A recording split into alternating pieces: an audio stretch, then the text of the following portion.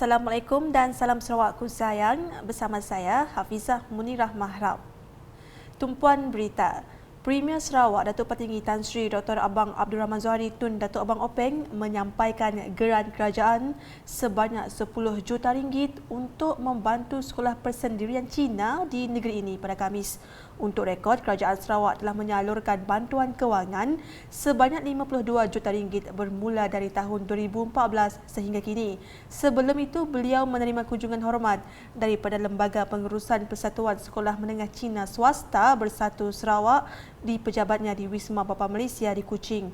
Sementara itu, Temenggung Datuk Vincent Lau Liming berkata, mereka berkongsi objektif murni yang sama terhadap semua sekolah menengah kebangsaan dan sekolah menengah jenis kebangsaan di Malaysia bagi menyediakan pendidikan yang berkualiti untuk pembangunan negara dan bangsa. Government grant to the Chinese Independent School in Sarawak. We have 14 Chinese independent school in Sarawak. And this one is started in 2014. During the time Queen Adina was the late Adina was the Chief Minister. So every year, tanpa 1 million. So last year is 10 million. I think this year also government give 10 million. This is to cover 14 schools? Yeah, 14 Chinese throughout Sarawak. Yes. Dalam perkara itu, beliau turut merakamkan penghargaan kepada Kerajaan Sarawak di atas sokongan berterusan kepada pendidikan persendirian Cina di negeri ini. Laporan seterusnya, isteri kepada Yang di-Pertuan Negeri Sabah Tuh Puan Datuk Seri Panglima Dr. Nolidah Tan Sri Datuk R.M. Jasni meneruskan lawatan rasmi di Kuching dengan mengetuai rombongan dari Sabah ke Muzium Budaya Borneo pada Khamis.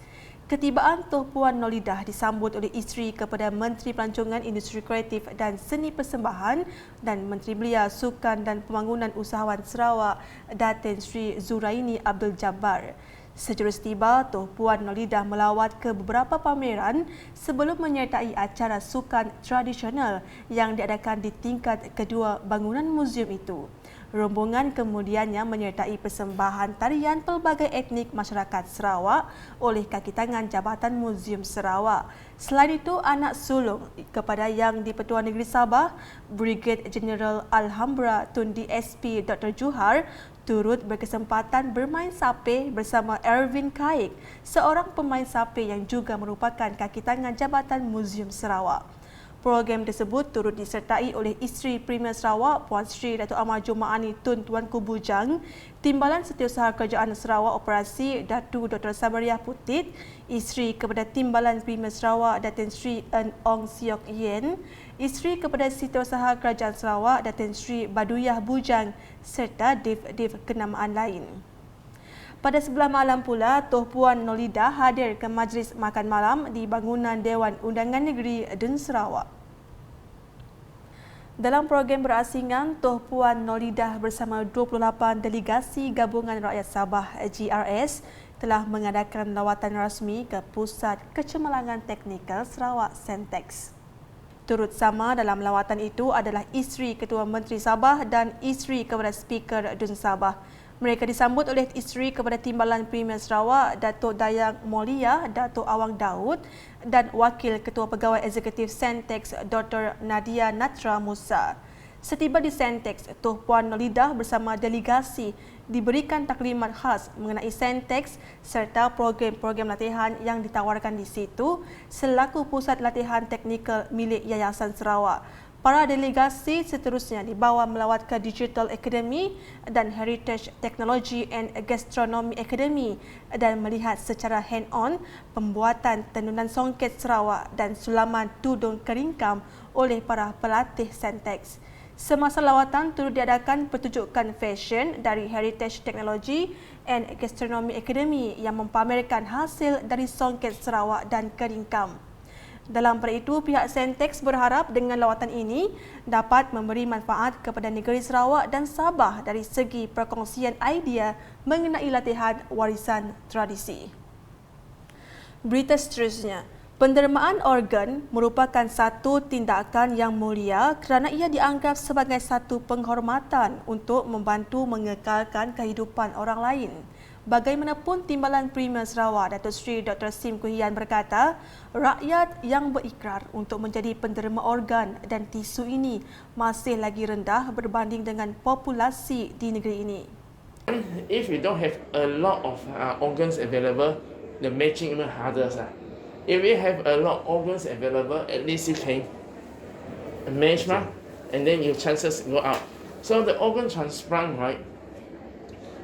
Many patients wait until they die because you don't have enough people. If you have a lot of people, you don't have to wait until you die. You know, I mean, that's a very sad situation. You wait, and before you got a chance to transplant, you die. That's in Malaysia, the reality in Malaysia.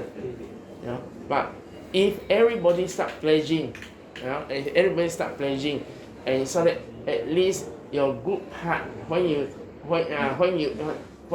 the medical professionally there are criteria that you are no longer alive, right? But they harvest your organs so the organs can continue to live on another person, and not only to live with another person, right? Not only live with another person, but it gives that person a chance to better quality. You save another life, and that's the rationale. Datuk Seri Dr. Sim berkata demikian dalam sidang media selepas Majlis Pelancaran Minggu Kesedaran Pendermaan Organ Peringkat Negeri Sarawak 2022 yang bertemakan organ derma, cakna demi kehidupan di Hospital Umum Sarawak Kuching pada Khamis. Terdahulu semasa berucap, Menteri Kesihatan Awam, Kerajaan Tempatan dan Perumahan Sarawak itu memberitahu Minggu Kesedaran Pendermaan Organ ini diadakan untuk mewujudkan kesedaran melalui promosi dan kempen kepentingan pendermaan organ dan bagaimana ia boleh menyelamatkan banyak nyawa.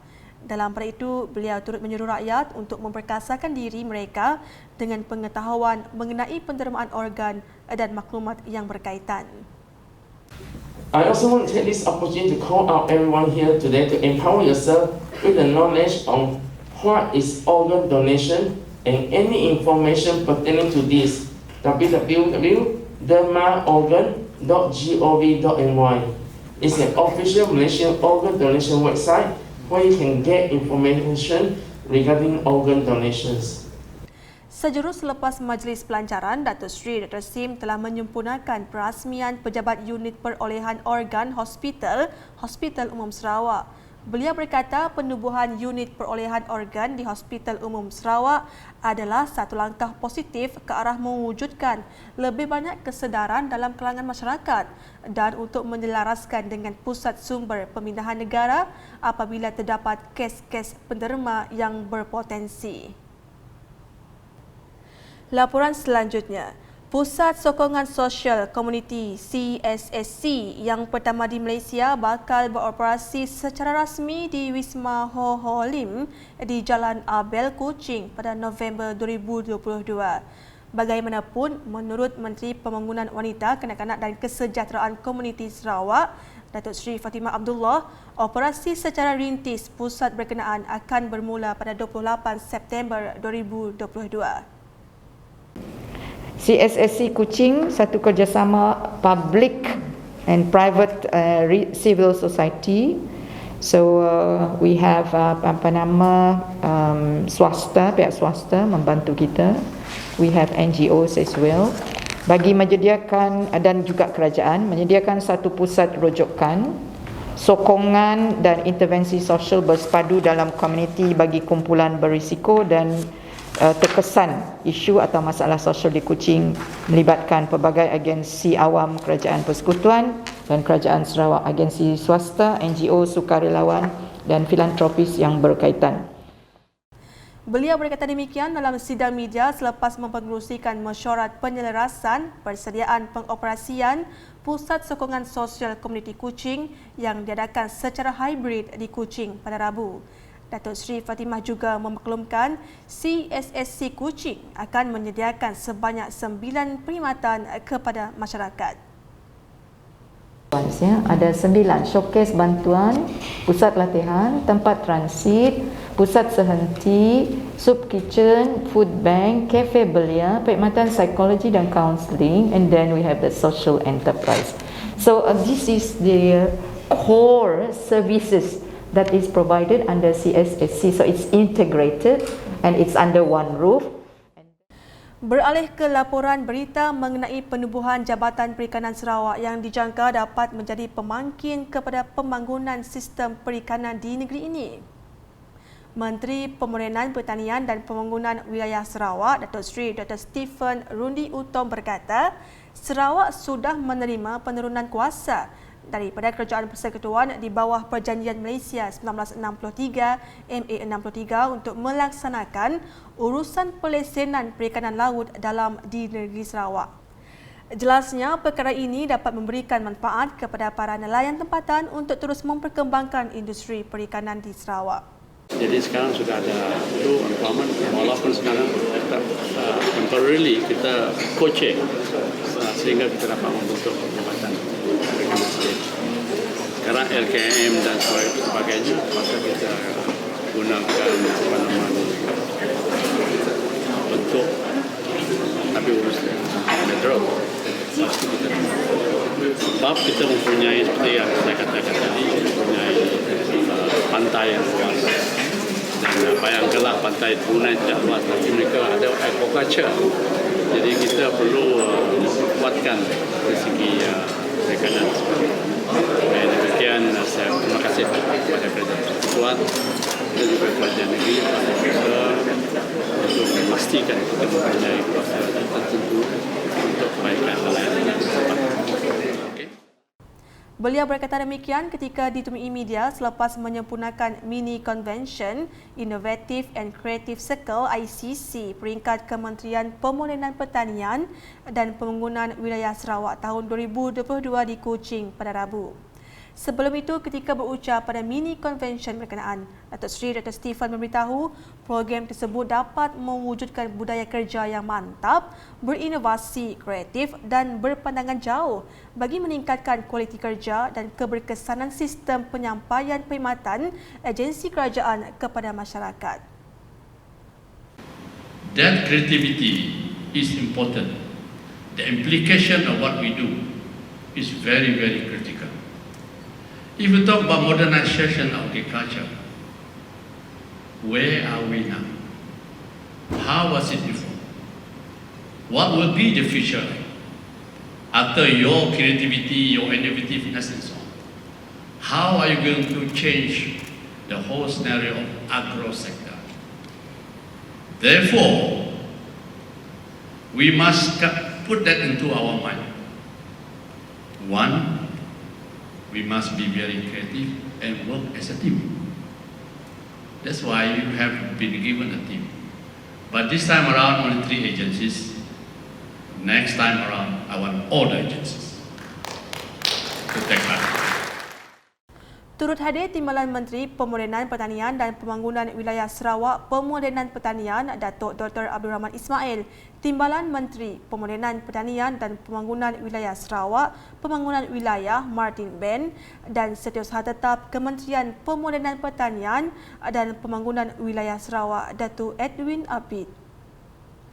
Sekian edisi malam bersama saya Hafiza Munirah. Berita lebih lanjut boleh didapati di semua platform media sosial UKAS termasuk portal ukas.sarawak.gov.my dan UKAS channel di YouTube. #menyebarfakta. Salam UKAS.